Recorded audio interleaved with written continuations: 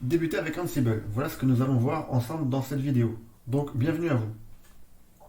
Ansible est de plus en plus populaire et de plus en plus utilisé dans les infrastructures informatiques et avoir des notions, voire même de sérieuses compétences à son sujet, peuvent améliorer votre quotidien, mais peuvent aussi être un argument convaincant en vue d'une promotion, d'un changement de poste, d'une démarche de client, etc.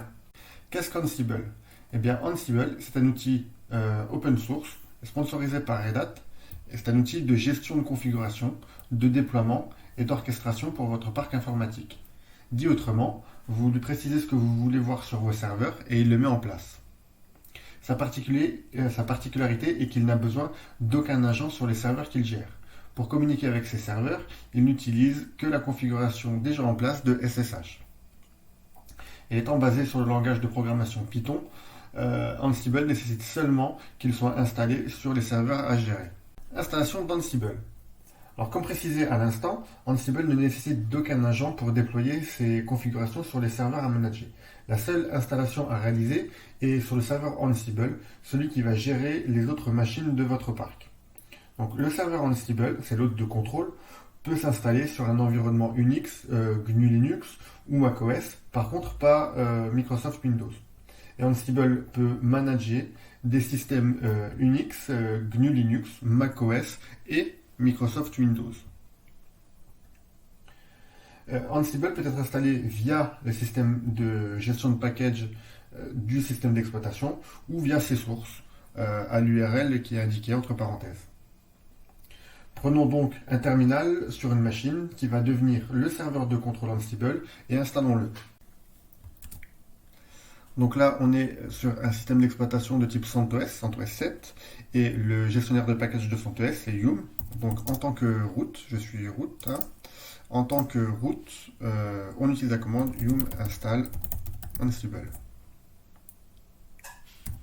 Et donc il installe Ansible, puis tous les packages dépendants, surtout du Python, hein, et on verra après YAML.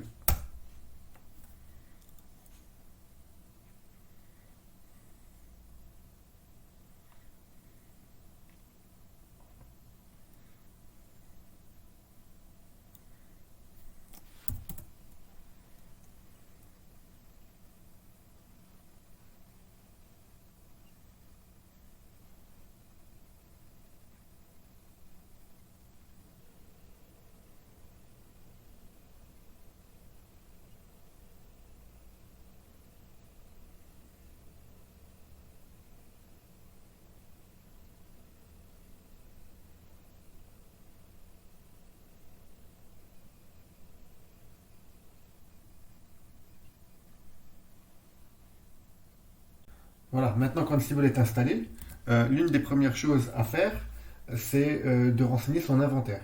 Donc l'inventaire, c'est un fichier texte dans lequel les hôtes managés par le serveur de contrôle Ansible sont définis. Donc le fichier utilisé par défaut par Ansible comme fichier d'inventaire, c'est le fichier /etc/ansible/host.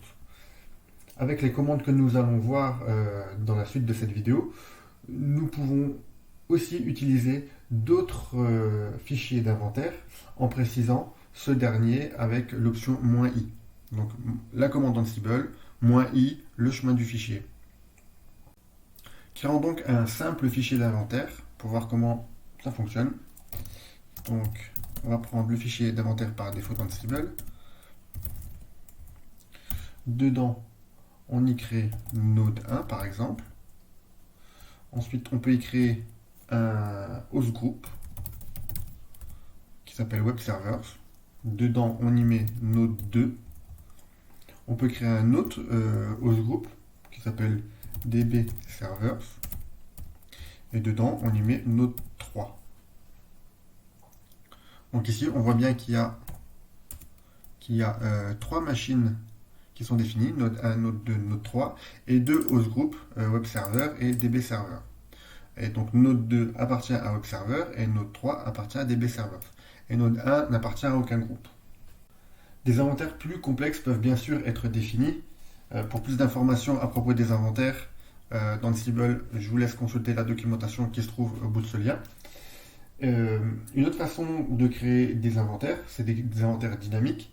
Euh, sont des scripts qui peuvent être utilisés en guise d'inventaire. Et donc ce script devra générer un résultat au format JSON. Et pour plus d'informations aussi sur ces inventaires dynamiques, je vous laisse consulter cette documentation-là qui se trouve derrière ce lien. Mais sachez en tout cas que des inventaires dynamiques peuvent aussi exister. Voyons maintenant les commandes ad hoc. Alors, Ansible utilise des modules. Et les modules, ce sont des éléments d'Ansible qui effectuent une tâche bien particulière. Pour avoir une documentation détaillée de chaque module, vous pouvez consulter le lien qui s'est affiché. Voyons donc quelques exemples de commandes ad hoc qui utilisent des modules d'Ansible sur les hôtes définis dans l'inventaire précédemment créé. Donc pour notre premier exemple, on reprend notre terminal sur notre hôte de contrôle Ansible et on saisit notre première commande. Donc avec la commande Ansible, on lui précise les machines à atteindre, les machines concernées, donc c'est all. All, c'est une sorte de mot-clé qui reprend toutes les machines qui sont définies dans l'inventaire qu'on a précédemment créé. Et ensuite, on lui précise avec l'option "-m le module qu'on va utiliser. Et le module qu'on utilise, c'est ping. Voilà, donc les trois machines qu'on a définies dans l'inventaire précédemment répondent bien, avec succès, au module ping. Alors ce module ping, c'est pas un échange réseau qui utilise le protocole ICMP, c'est juste des fonctions Python. Je vous rappelle, Ansible est basé sur Python. Donc des commandes Python qui testent une connexion SSH sur les machines concernées. Voilà. Donc ça, c'était notre premier exemple. Maintenant, ce qu'on peut faire, on peut aussi, au lieu de mettre toutes les machines, tester juste une machine. Ça répond aussi. On peut mettre un groupe qu'on a défini dans l'inventaire. Voilà. Donc rappelez-vous, web server contenait une seule machine, c'était node 2. Par contre, si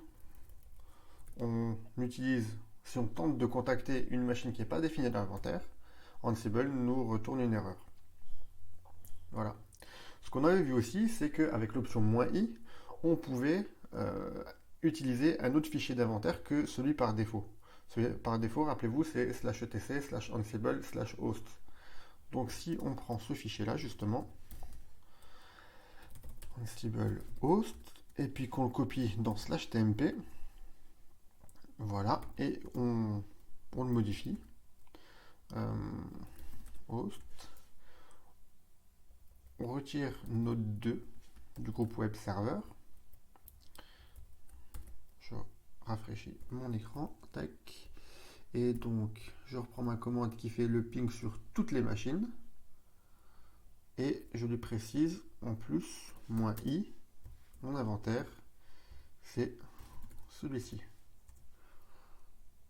Donc là, il ne teste que les machines qui sont dans l'inventaire. Et pour vérifier, c'est bien celle-ci, node 1 et node 3. Donc on peut préciser un autre inventaire avec l'option "-i". Continuons maintenant avec un second exemple de commande ad hoc, donc Ansible. Cette commande ad hoc, on va l'utiliser sur node 2 uniquement. On va utiliser le module yum. Yum, c'est le package manager, c'est le gestionnaire de package pour tout ce qui est CentOS, Red Hat, etc. Donc c'est ce module-là qu'on veut utiliser parce qu'on veut installer un package. Et à ce module yum, on lui fournit des arguments qui sont le nom du package qu'on veut installer. Donc là, on veut installer eLinks. eLinks, c'est un browser web, un navigateur web en ligne de commande. C'est un petit package et ça nous sert d'exemple très simple. Et à ce package, on lui définit un état, state. Et on veut qu'il soit présent sur le système. Ce qui veut dire que Ansible, il va utiliser le module yum pour voir si le package est installé sur le système, et s'il ne l'est pas, il l'installe.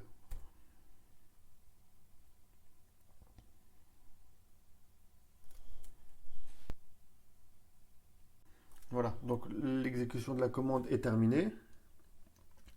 Et donc si on scrolle un petit peu, là on voit qu'il y a eu un changement sur node 2 par rapport à la commande qui a été exécutée.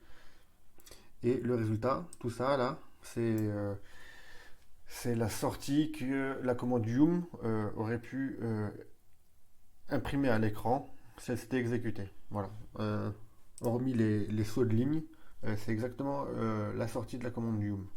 Et maintenant, si on réexécute notre commande, voilà, donc là, il dit que le package est déjà installé. Ça aussi, c'est l'output, la sortie de la commande yum qui nous dit ça. Voilà, donc on constate que quand quelque chose qu'on demande dans Ansible est déjà fait, il ne le refait pas. Voyons maintenant ce que sont les playbooks. Alors, les commandes ad hoc que nous venons de voir sont limitées à l'utilisation d'une seule action. Pour faire effectuer plusieurs actions à un autre contrôlé ou à plusieurs autres contrôlés, il faut utiliser les playbooks. Ce sont des fichiers texte qui définissent un état désiré des systèmes qu'Ansible suivra comme une recette de cuisine dans l'ordre d'écriture des instructions. Un playbook est un fichier texte écrit au format YAML qui fournit une syntaxe très simple. Et ces fichiers sont facilement reconnaissables parce qu'ils commencent par 3 tirets. Donc reprenons notre terminal sur notre hôte de contrôle et voyons un exemple de playbook. Donc il y en a un qui est présent dans ce répertoire-là et qui s'appelle httpd.yaml. Les playbooks, donc, ils sont écrits au format YAML, donc l'extension c'est souvent YML ou YAML. Et comme je le disais tout à l'heure, il commence par 3 tirets. S'il n'y a pas ces 3 tirets, Ansible ne va pas le reconnaître comme un fichier au format YAML, et donc pas comme un playbook avec une syntaxe correcte. Et il nous retournera une erreur de syntaxe. Voilà, donc vous constatez qu'il y a des tirets qui définissent des sections ou des paragraphes, et qu'il y a une certaine indentation, donc un certain espace en début de ligne, qui définit une sorte de hiérarchie entre chaque ligne, entre chaque élément. Voilà, donc cette indentation est importante, il faut la respecter, sinon on a aussi une erreur de syntaxe. Donc le premier paragraphe nous dit que l'hôte concerné c'est node 2, donc tout ce qui va suivre va être sur node 2. On aurait pu mettre all, comme on a vu tout à l'heure avec les commandes ad hoc, on aurait pu mettre un autre nom de machine, on aurait pu en mettre plusieurs, on aurait aussi pu mettre des host groups, web servers, DB servers, comme ils sont définis dans notre inventaire. Voilà.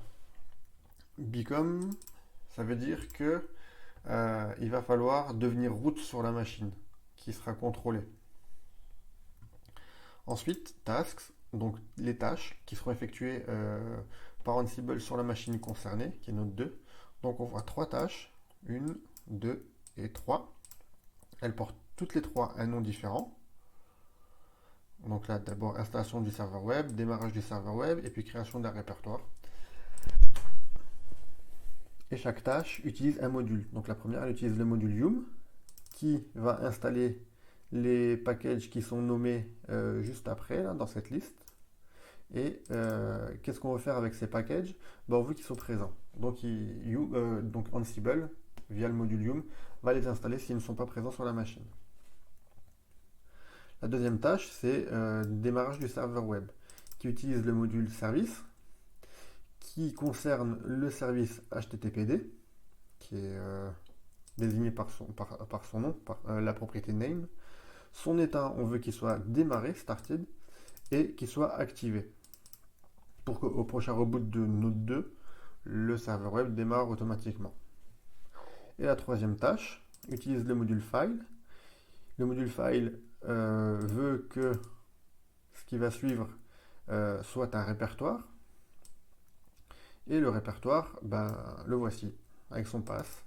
Et puis ses accès, son owner et son groupe owner. Voilà, donc lors de l'exécution d'Ansible, il va suivre les différentes étapes, les différentes tâches qu'il y a à faire là, sur node 2. Donc si on quitte ce playbook, d'ailleurs pour plus de clarté, je vous ai dit, je reprends le playbook, que l'indentation au début de ligne était important. Par contre, pour plus de clarté, vous trouverez souvent ce genre de séparation.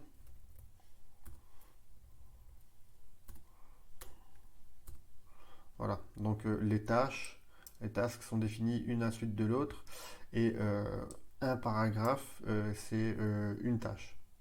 Et puis on passe à un autre paragraphe, et puis on laisse une ligne vide pour plus de clarté, puis on prend le paragraphe suivant, etc. Voilà. On peut mettre autant de lignes vides qu'on veut, par contre, les espaces en début de ligne sont importants pour l'indentation. Donc si maintenant on quitte notre playbook et qu'on l'exécute, non plus avec la commande Ansible, mais avec la commande Ansible playbook, et derrière on fournit le nom du playbook.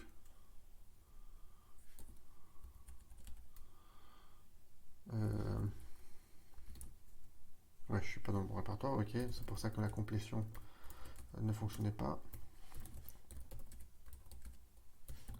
Voilà, donc on fournit le playbook à la commande Ansible-playbook.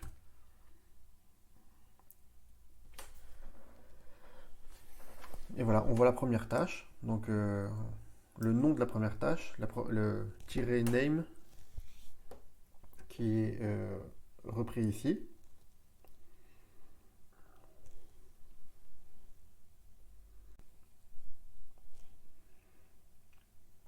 Ensuite, on voit qu'il y a un changement qui est effectué sur Node 2.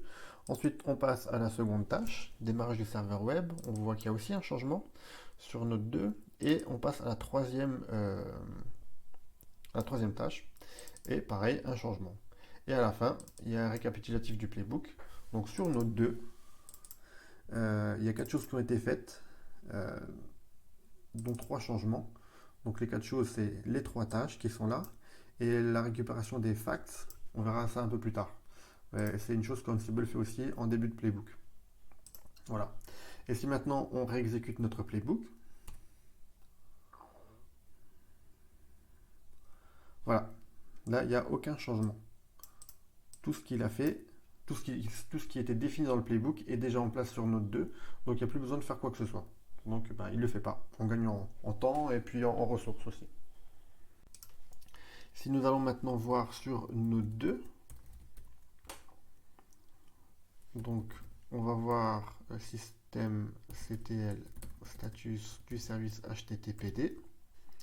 Donc il est chargé, il est démarré et il est actif. C'est ce que dans le playbook on avait défini.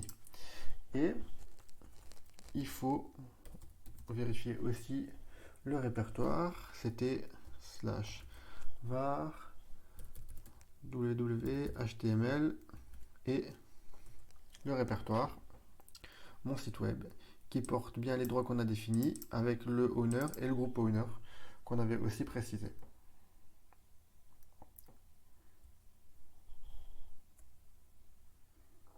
Notre playbook a donc fait correctement son travail, il lui a fait ce qu'on avait demandé.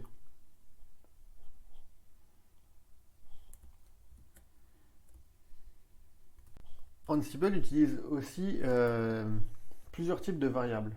Et pour nos débuts avec Ansible, on va en voir seulement quelques-unes, pas la totalité.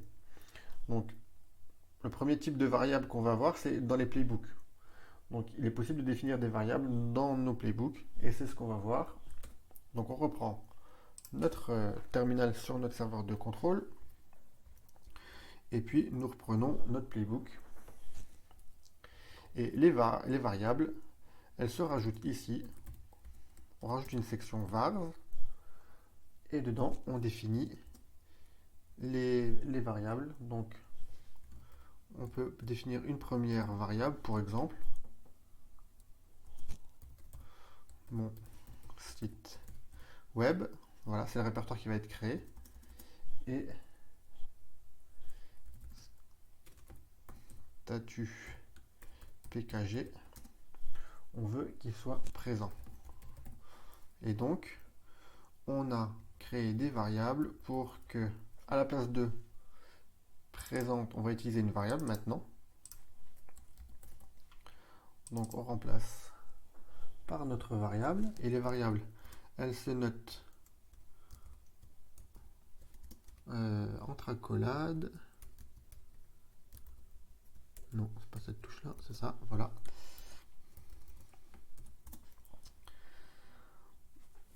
Voilà pour la première variable. Et la deuxième variable, c'est là-dedans qu'on va la définir.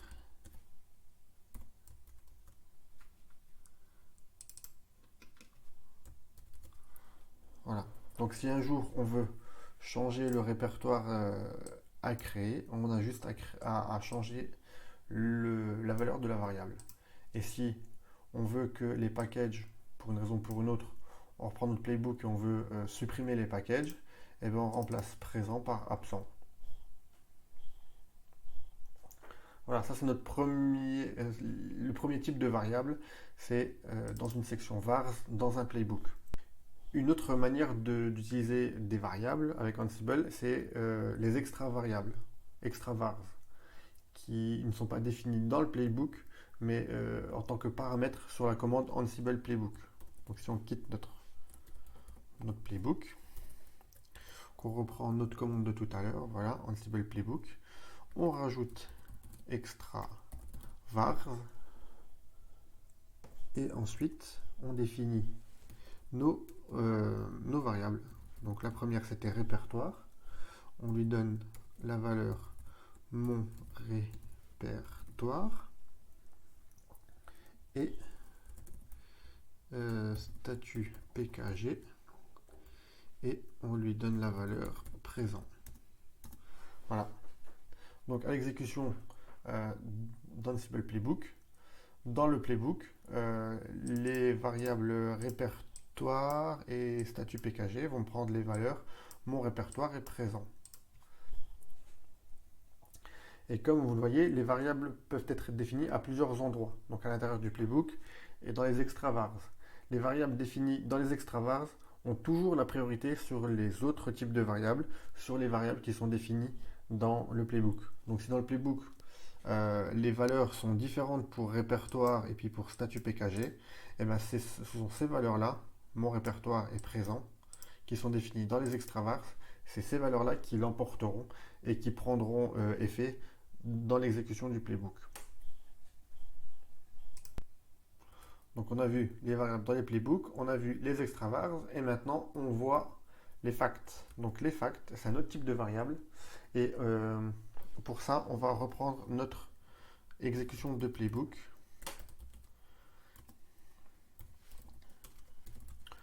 Donc Ansible playbook et http, voilà, on le réexécute.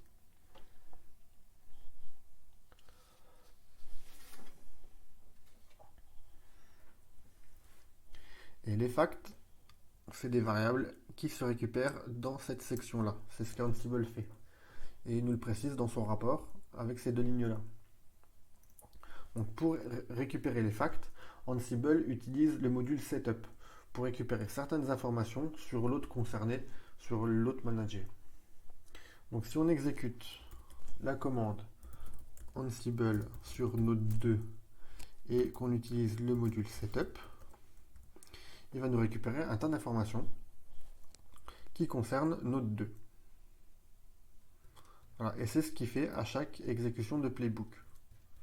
Voilà, il y a un bon paquet de variables et de valeurs pour chacune de ces variables qui sont fournies au format JSON. Et donc, si on reprend notre playbook, voilà. Là, c'est ce qu'il fait. Il récupère toutes ces informations-là. Et ces informations-là sont nombreuses et elles peuvent être filtrées si on le souhaite.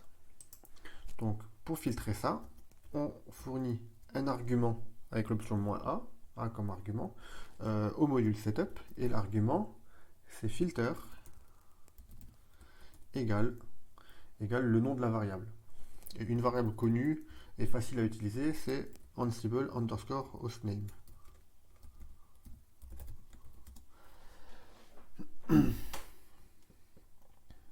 Voilà, donc là, il nous fournit juste la variable Ansible hostname.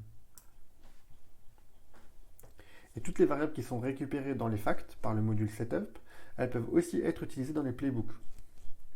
Donc, si on reprend notre playbook,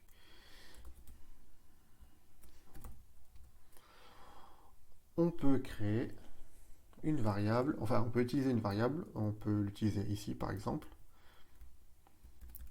Plutôt que de créer un répertoire qui s'appelle mon site web qui est défini plus haut dans une autre variable, on peut créer un répertoire qui portera le nom de la machine. Ansible hostname. Ansible underscore hostname. Voilà. Et cette variable Ansible hostname, je le rappelle, elle est récupérée dans les facts. Donc si on réexécute notre playbook,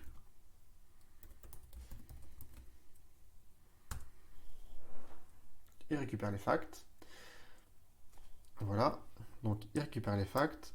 Ça a déjà été fait précédemment. Ça aussi, démarrage du serveur. Par contre, création du répertoire, c'est un nouveau répertoire. Donc, il y a un changement. Voilà. Et qu'on voit aussi à la fin du rapport, dans le rapport final. Et si on va sur Node 2,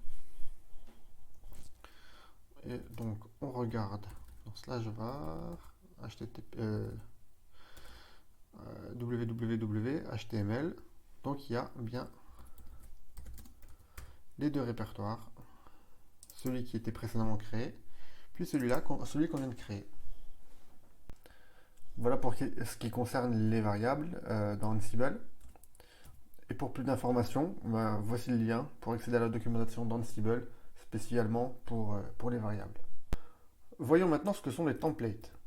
Alors, en plus des variables pour rendre les playbooks plus dynamiques et personnalisables, nous avons la possibilité d'utiliser des templates. Alors, ce sont des fichiers qui utilisent le langage Jinja 2 et leur nom se termine par convention avec l'extension J2.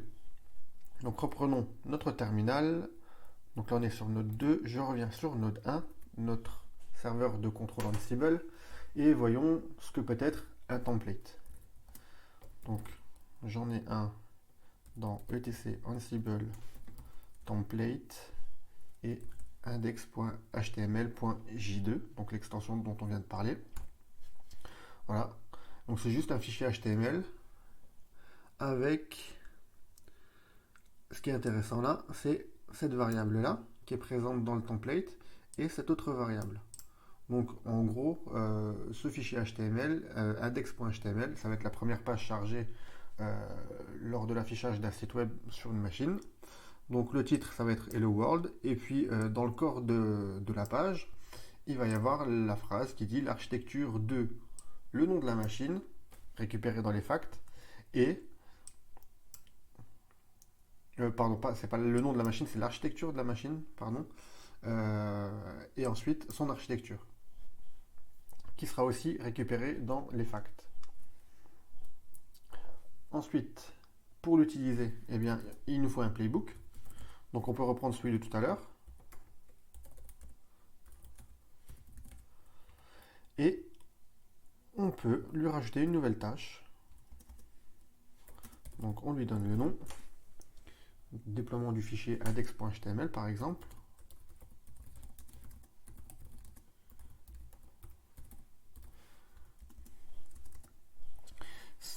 Cette tâche, elle va utiliser un template. Donc le module template d'Ansible, qui a pour propriété une source, src. Donc cette source, elle se trouve dans etc Ansible template et index.html.j2. Sa destination sur le serveur contrôlé par Ansible, ça va être, donc je mets des guillemets parce qu'il va y avoir une variable,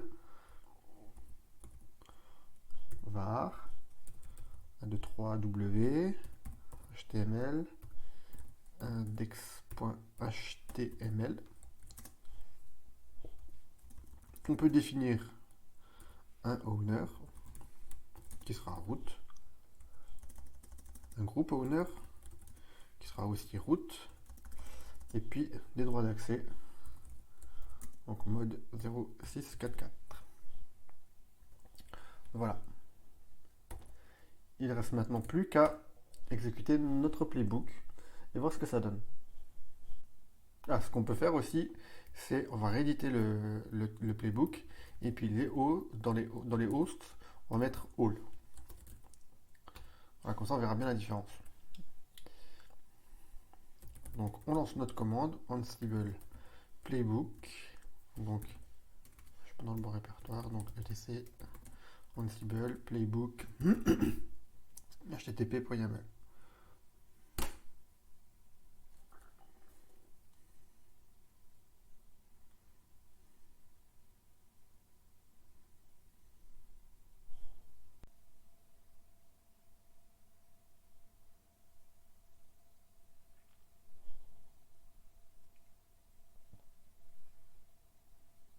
Voilà, donc notre playbook, son exécution est terminée. Donc brièvement, on regarde ce qui s'est passé.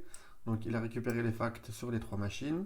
Node 2 et Node 3 disposaient déjà du package HTTPD. Donc il ne l'a pas installé, il l'a installé que sur Node 1. Pareil, il était déjà démarré sur Node 2 et Node 3. Il n'a démarré que sur Node 1. Ensuite, il a créé le répertoire qui était précisé dans le playbook sur Node 3 et Node 1. Il existait déjà sur Node 2. Et ensuite, il a déployé notre fichier index.html sur Node 1, Node 2 et Node 3. Voyons maintenant ce que ça donne dans notre browser. Donc, si on tape l'URL de Node 1, on a bien le message qui dit l'architecture de Node 1 est x86-64. Si on va sur Node 2, c'est l'architecture de Node 2 qui est référencée là.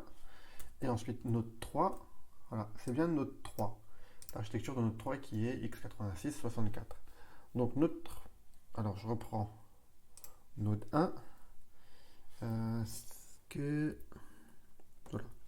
Donc à chaque fois, le message qui était affiché sur notre browser, c'était l'architecture de Ansible hostname et Ansible architecture. Donc à chaque fois, Ansible Playbook, lorsqu'il s'est exécuté sur les différentes machines, a remplacé les variables suivantes là par leurs valeurs. Donc Node 1, Node 2, Node 3. Et puis à chaque fois, x86-64 pour l'architecture, c'est la même pour les trois.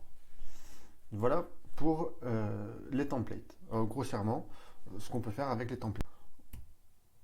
La prochaine chose dont je voulais vous parler, c'est Ansible Galaxy et les rôles. Donc brièvement, très brièvement, afin de ne pas réinventer la roue et de partager le travail de chacun, nous pouvons publier sur https://galaxy.ansible.com sur le site donc d'Ansible Galaxy, nous pouvons publier nos rôles ou récupérer les rôles partagés par d'autres membres d'Ansible Galaxy.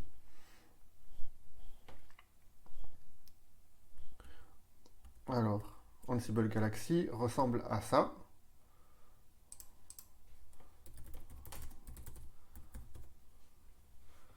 Voilà, premier résultat dans Google par exemple.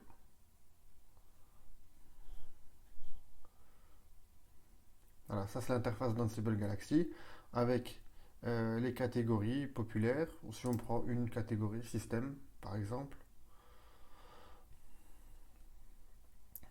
on voit qu'il y a pas mal de thèmes qui sont abordés, Java, Docker, les utilisateurs, pipe de Python, NFS, etc. Si on passe à la page suivante, Bootstrap, il faudrait aller voir de quoi ça parle exactement. NTP, Kibana, etc. Git. Donc à chaque fois, pour Git par exemple, je suppose que ce rôle-là va installer un Git. Ce rôle-là va installer un Kibana, etc. Ce rôle-là va installer un NTP. Si on prend celui-ci, voilà. Donc là, brièvement, on a la version minimum d'Ansible qui est nécessaire, ça c'est la 2.4. La commande pour installer ce rôle, donc depuis un terminal, on tape Ansible Galaxy install et puis le nom du rôle. Et le rôle s'installe et puis il est prêt à être utilisé. Voilà. Ce qui est important de voir quand on utilise un rôle, c'est sa popularité avec sa note, le score, combien de fois il a été téléchargé. C'est un indicateur de la qualité du rôle. Donc si on prend ce rôle-là, par exemple, on recopie la commande, enfin on peut cliquer sur le bouton là, qui copie la commande dans le presse-papier, dans le tampon mémoire, et on saisit donc cette commande, et puis on laisse faire.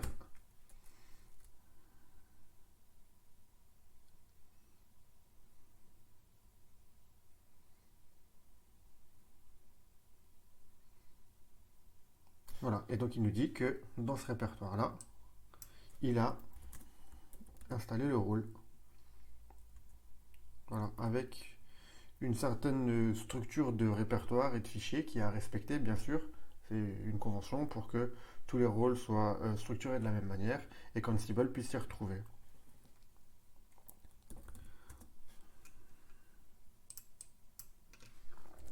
Donc là, voilà, il y a ces fichiers-là. Les plus importants, donc on constate qu'il y a plusieurs répertoires importants, donc default, qui va contenir les variables par défaut. Chaque répertoire contient un main.yaml, YAML. Donc dans ce fichier-là va contenir les variables par défaut pour le rôle.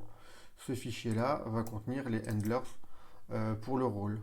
Ce fichier-là va contenir les metadata, les informations qui concernent le rôle, telles que l'auteur, les versions d'Ansible compatibles, etc. Qu'est-ce qu'il peut y avoir d'autre? Là, contient les tâches qu'on a vues dans les playbooks.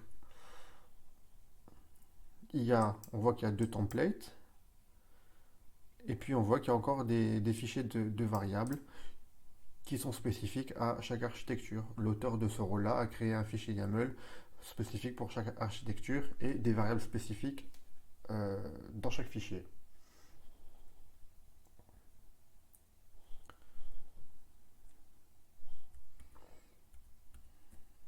Voilà. Voilà pour les rôles. Si vous voulez plus de détails, je vous laisse aller consulter l'URL que je fournis là, qui vous renvoie directement à la documentation Ansible et plus particulièrement les rôles. Voyons maintenant un nouvel aspect d'Ansible qui est Ansible Vault, donc qui sert à protéger nos données et on peut les protéger avec un mot de passe. Donc pour imaginer cette introduction à Ansible Vault, nous prenons un nouveau playbook. Donc dans etc Ansible Playbook db password. Voilà. Alors ce playbook, il concerne Node 2. Il nous faut les droits routes pour l'utiliser sur la machine, les droits routes sur la machine de destination, la machine qui sera contrôlée par Ansible. On voit qu'il y a une variable qui définit un mot de passe. Enfin, on suppose que c'est un mot de passe, vu le nom de la variable, root password. Et ensuite, on voit 3 tâches. Donc la première, installation d'un serveur de base de données. Donc le module Yum s'assure que les packages suivants sont bien présents. Ensuite, le module service démarre et active le service MariaDB qui est associé au serveur de base de données. Et ensuite, le module MySQL underscore user définit le mot de passe de l'utilisateur root sur la machine en question. Donc là, ça sera Node 2.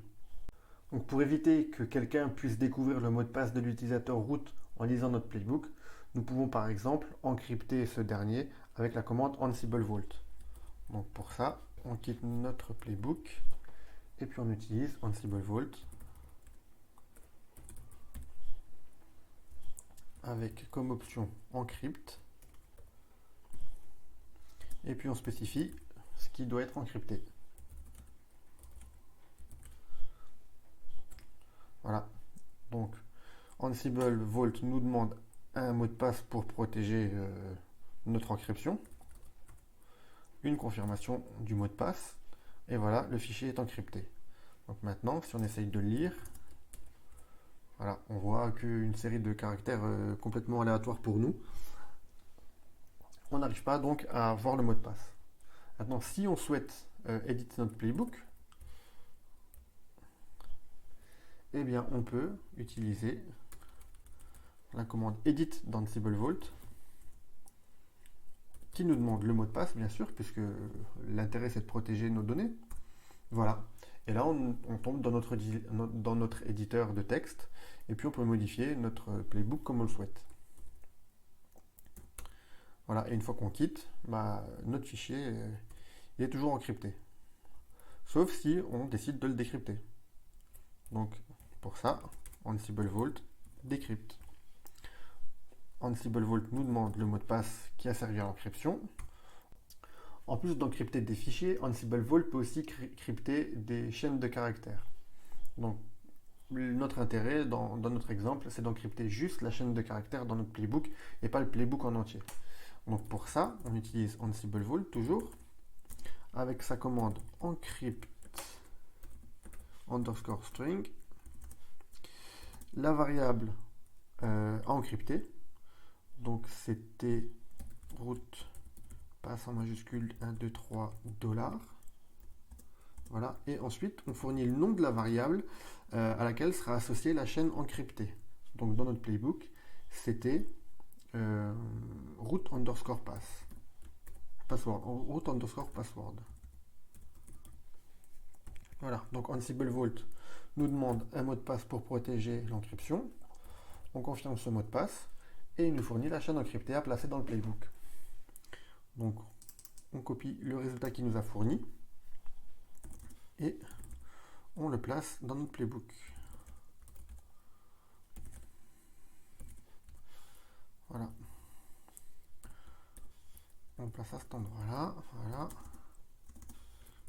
Et celle-ci, on n'en a plus besoin, on l'enlève.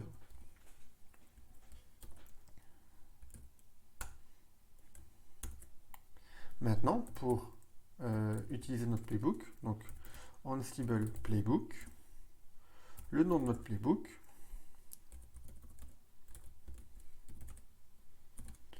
et parce qu'on a besoin de fournir le mot de passe Ansible Vault à Ansible Playbook, il faut le préciser avec l'option par exemple ask Vault pass. Voilà, donc là, Ansible Playbook demande le mot de passe d'Ansible Vault qui a servi à protéger la chaîne de caractères, donc on lui fournit, et ensuite le playbook s'exécute. Donc là, maintenant, la commande Ansible Playbook connaît le mot de passe en décrypté.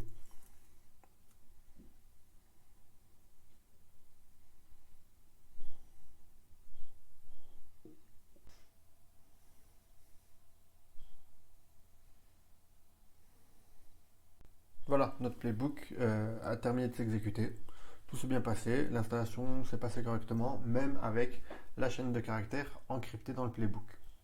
Donc avec Ansible Vault, on peut protéger nos données, comme on l'a vu, soit des fichiers, soit des chaînes de caractères. Et pour aller un peu plus loin, voici le lien de la documentation qui vous guide vers plus d'informations sur Ansible Vault. Une particularité importante à prendre en compte avec Ansible, c'est son idempotence.